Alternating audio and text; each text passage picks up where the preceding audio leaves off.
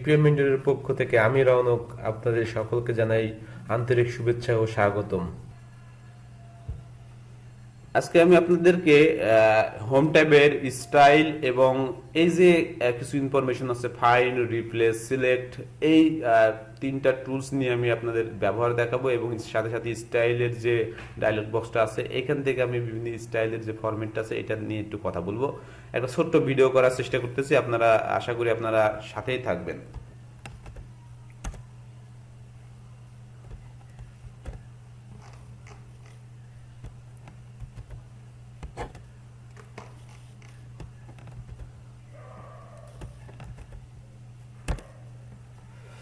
তো আমি স্টাইলে যদি যাই, আমি মনে করেন যে কোনো কিছু লিখলাম, আমি একটা প্যারাগ্রাফ লিখলাম।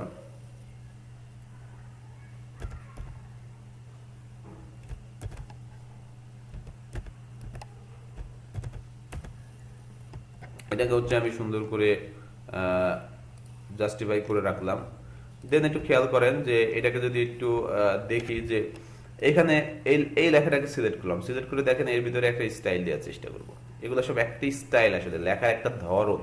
দেখেন এখানে বেশ কিছু স্টাইলের লেখার ধরন আছে। তো এই লেখার ধরন হচ্ছে এরকম দেখতে। আবার এখানে যদি চিন্তা করি, এটাকে যদি সিলেক্ট করে এটাকে যদি ক্লিয়ার করি, এটার ধরন আবার এইরকম। আবার এইটার স্টাইল আবার আর এক রকম, এটা আর এক রকম। তো এক একটা স্টাইল এক এক রকম। এখন কথা হচ্ছে যে সাপোজ মনে করেন যে আমি একটা স্টাইল করব, তাহলে স্টাইল করব হচ্ছে সাপোজ দিস ইজ, আমি লিখলাম এখানে সাপোজ আমি নিজে একটা স্টাইল তৈরি করব, ক্রিয়েট স্টাইল।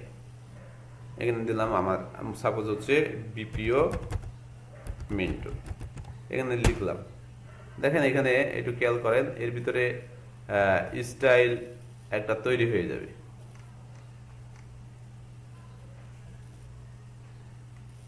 সো এখানে হচ্ছে আমি একটু কেটে দিই এটাকে।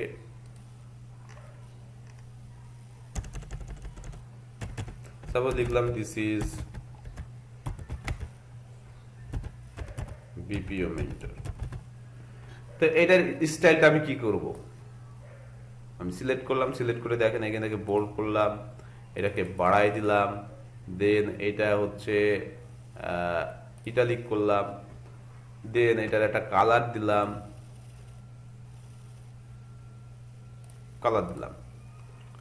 তো এটা একটা স্টাইল তৈরি হয়ে গেছে। সো এই স্টাইলটা কোনটা? এইটা আমি যেটা তৈরি করলাম সেটা হচ্ছে এইটা। অথবা হচ্ছে যদি চিন্তা করেন যে না, আপনি নিজে একটা স্টাইল তৈরি করছেন, এর ভিতরে এগুলো স্টাইল দিছেন, আমি এইটা স্টাইল দিলাম, ঠিক আছে। এক একটা স্টাইল তৈরি করা, আসলে এটা একটা স্টাইল, এটা একটা স্টাইল, বিভিন্ন স্টাইল। এই যে বিপিও মেন্টর, এটা হচ্ছে আমার স্টাইল, এখানে লেখা আছে দেখেন বিপিও মেন্টর। এভাবে আপনারা তৈরি করতে পারবেন স্টাইল।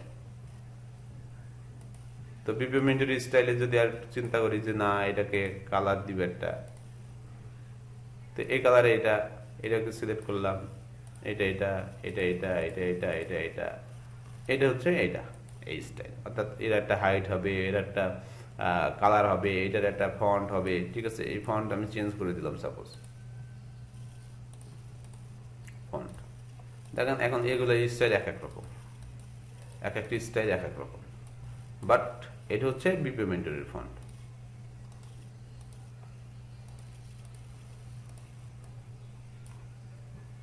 ক্লিয়ার?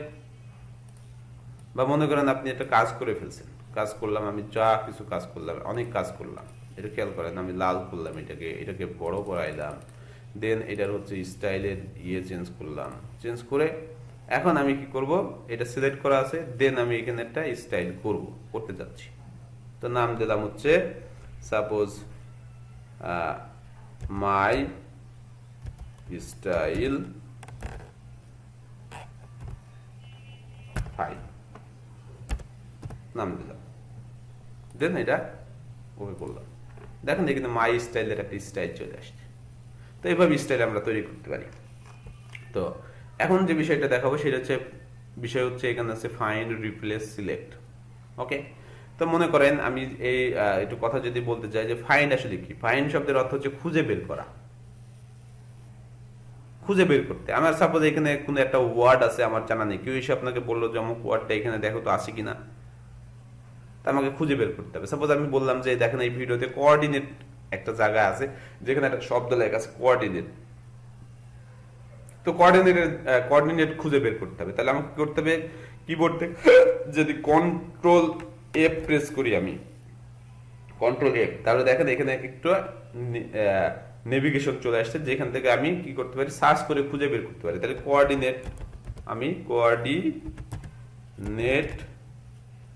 দেখেন এখানে চলে আসছে, এই যে সবুজ হলুদ কালারের গ্রিনের আমাকে সংকেত দিচ্ছে, এই হচ্ছে কোঅর্ডিনেট। তো আমি এখান থেকে যে কোনো জায়গা থেকে যে কোনো কিছু খুঁজে বের করতে পারবো ফাইন্ড টুলসটা দিয়ে। দেন আসতেছে রিপ্লেস, দেন আসতেছে কি, রিপ্লেস। এখন রিপ্লেসকে যদি আমি খেয়াল করি, দেখেন এখানে কন্ট্রোল এইচ দিলে রিপ্লেসের অপশন আসছে, অথবা এখান থেকে আমি জাস্ট রিপ্লেস করব, রিপ্লেস দিলে দেখেন এখানে একটা ডায়লগ বক্স চলে আসছে। তো এখানে কোঅর্ডিনেটের জায়গায় আমি রিপ্লেস করতে চাই অন্য কোনো অক্ষর দিয়ে, এখানে কোঅর্ডিনেট আমি সিলেক্ট করে রাখছি, কোঅর্ডিনেট এখানে শো করতেছে। তো রিপ্লেস এখানে ক্লিক করলাম, কোঅর্ডিনেটের জায়গায় আমি ডোনেট লিখলাম, শুধু ডোনেট। দেন আমি কি করলাম, এটা রিপ্লেস করলাম। রিপ্লেস করলে কি হচ্ছে, জায়গায় দেখেন এখানে কোঅর্ডিনেট ছিল, কোঅর্ডিনেটের জায়গায় ডোনেট হয়ে গেছে। এখন মনে করেন যে একটা ওয়ার্ড অনেক জায়গায় আছে, অনেক জায়গায় ছিল, শুধু সেই শব্দটা আমি কি করতে চাচ্ছি, চেঞ্জ করতে চাচ্ছি এই ফাইলের ভিতরে সেই শব্দটা। তো দেখেন একের অধিক যদি চিন্তা করি, তাহলে একের অধিক যদি আসে সেটা, সেক্ষেত্রে যদি আমাকে চেঞ্জ করতে হয়, তাহলে আমাকে কি করতে হবে, যেহেতু একের অধিক, এই জন্য রিপ্লেস অল, বা আপনি খুঁজতে চাচ্ছেন আগে খুঁজে বের করতেছেন। সাপোজ আমি ভিডিও খুঁজবো, কয় জায়গায় ভিডিও আছে, তাহলে ভিডিও দিলে যে ফাইন্ড দিয়ে যদি ক্লিক করি, ইয়েস করি, তাহলে ভিডিও আছে এক জায়গায়, দুই জায়গায়, দেখেন এক জায়গায়, দুই জায়গায়, আরো অন্য জায়গায় থাকতে পারে, কিন্তু আমি এখন দেখতে পাচ্ছি দুই জায়গায়। তো এখানে দেখে জাস্ট আমি কি ভিডিওর জায়গায় আমি দিয়ে দিলাম অডিও,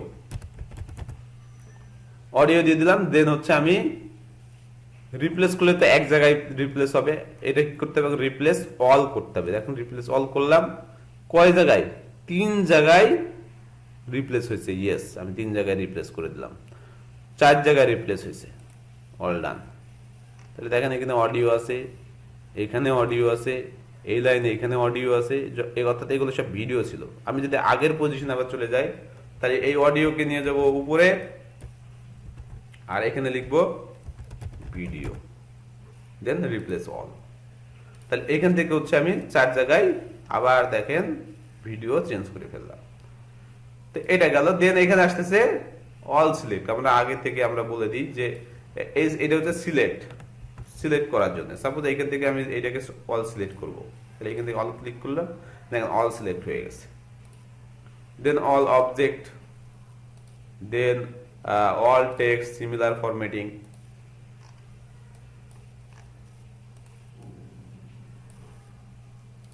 এখান থেকে হচ্ছে আমরা অল সিলেক্ট করতে পারবো। তো সিলেক্ট করার জন্য আমরা এই ট্যাবগুলো ইউজ করতে পারি। তো আশা করছি আপনারা স্টাইল এবং ফাইন্ড, রিপ্লেস এবং সিলেক্ট এই টুলসগুলোর ব্যবহার বুঝতে পারছেন। আশা করতেছি আপনাদের ভালো লাগতেছে এই সিরিজটা। পরবর্তী সময়ে আমরা ইনসার্ট ট্যাব নিয়ে আলোচনা করব, এবং ইনসার্ট ট্যাবে যে টুলসগুলো আছে বা ডায়লগ বক্স এর ভিতরে যে টুলসগুলো আছে সেইগুলো নিয়ে আলোচনা করব।